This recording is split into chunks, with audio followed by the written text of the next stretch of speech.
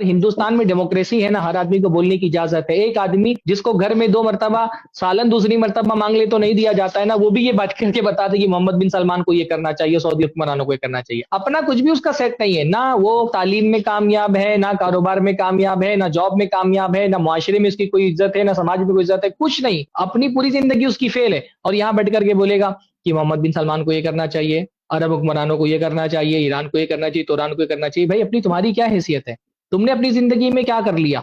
यहाँ भी तुम हिंदुस्तान में रह रहे हो ना, हिंदुस्तान के मुसलमानों के जान माल तहफ्फुज़ के लिए तुम क्या कर रहे हो? ये लोग चाहते हैं कि इस जंग की सूरत हाल में अमेरिका के खिलाफ सऊदी अरब भी कूद जाए, अमारात भी कूद जाए, कुवैत भी आ जाए, बहरीन भी आ जाए, अपने मुल्क को ये जंग का मैदान बना दे। उनके अवाम के जान और माल का तहफ्फुज़ सब वो रिस्क पर लगा दे इस जंग की वजह से। तुम क्या कर रहे हो भाई हिंदुस्तान में? तुमने क्या कर लिया हिंदुस्तान के अंदर? हिंदुस्तान में किसी मुसलमान मजलूम के घर पे बिल्डोजर चलाया जाता है, तुम क्यों नहीं जाकर के सामने खड़े हो जाते? अरबों को चाहते हो कि अपनी जान अमेरिका का मुकाबला करके सुपुर्द कर दें, तुम क्या कर रहे हो हिंदुस्तान में रह करके? तुमने अब तक ये क्या कर लिया है? यहाँ जो हिंदुस्तान में मुसलमानों के साथ मजालिम होते हैं, उसमें तुम्हारा क्या रोल होता है? बस बैठ करके तुम फेसबुक पर क़िताल करोगे, सारा तुम्हारी ताकत बस फेसबुक और ट्विटर पे ही लगेगी।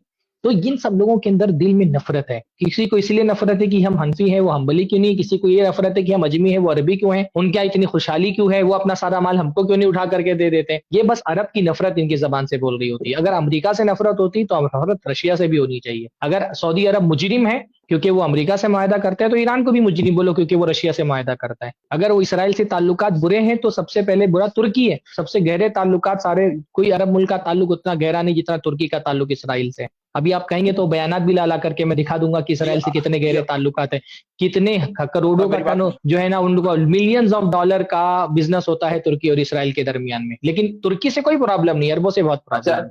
ये सिर्फ अरबों की दुश्मनी है। अरबों को जो गाली